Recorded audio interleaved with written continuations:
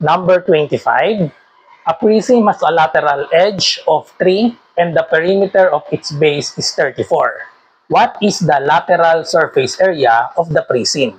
So, ang hinahanap natin dito ay lateral surface area ng prism. So, itong prism natin dito, ito ay rectangular prism. Okay? So, i-drawing muna natin yung ating rectangular prism.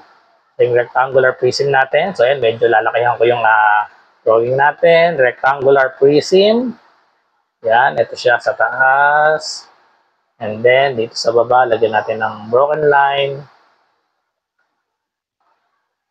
Okay, so ano yung given natin? A prism has a lateral edge of 3. Lateral edge, yun yung height. Okay, so ang height daw natin ay 3. Tapos given, ayan, perimeter. The perimeter of its base is 34. So ang perimeter daw ng base natin, given 34. Tapos yung base natin dito ay rectangle. So, kung rectangle yung base natin, meron na tayong height, kailangan nating ma-solve ito yung length natin, tapos ito yung W. So, kailangan natin yung value ng length at W para ma-solve natin yung lateral surface area. Ano naman ang formula para sa lateral surface area ng prism? So, lateral surface area equal yan sa 2H times L plus W. Pag sinabi kasing lateral surface area, ito yung area nitong nung nasa side lang, hindi kasama yung top tsaka bottom.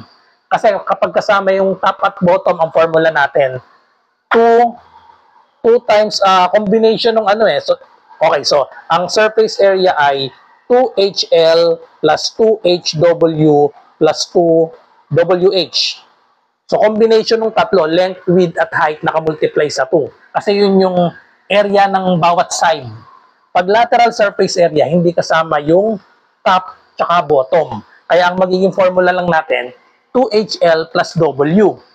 Ang HL, yung height, tsaka itong length. Dalawa yan, isa sa harap, isa sa likod.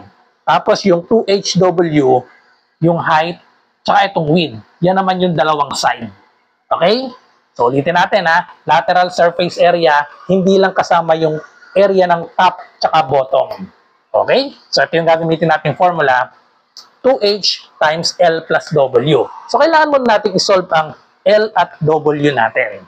Okay, so given ang perimeter natin ay equal sa 34. So, perimeter.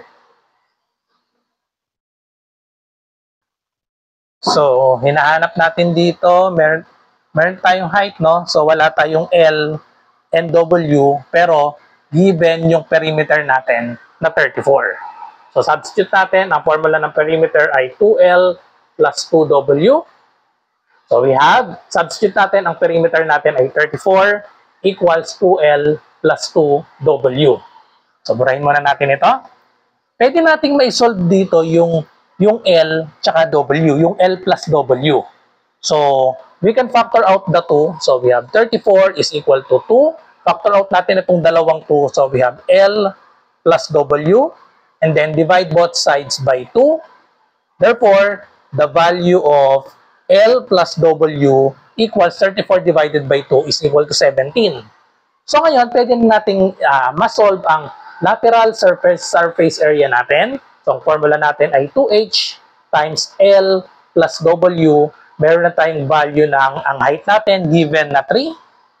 Tapos, ang L plus W, na-solve na natin. L plus W is equal to 17.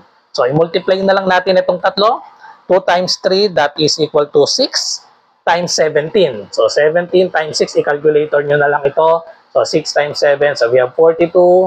6 times 1 is 6 plus 4, so we have 10. So, therefore, the answer is 102. Kung ano man yung units niyan, walang unit dito sa problem natin eh. Okay, so letter B, 102 is square units. Okay, so kita-kita tayo sa susunod pang mga reviewer para sa math majorship. Okay.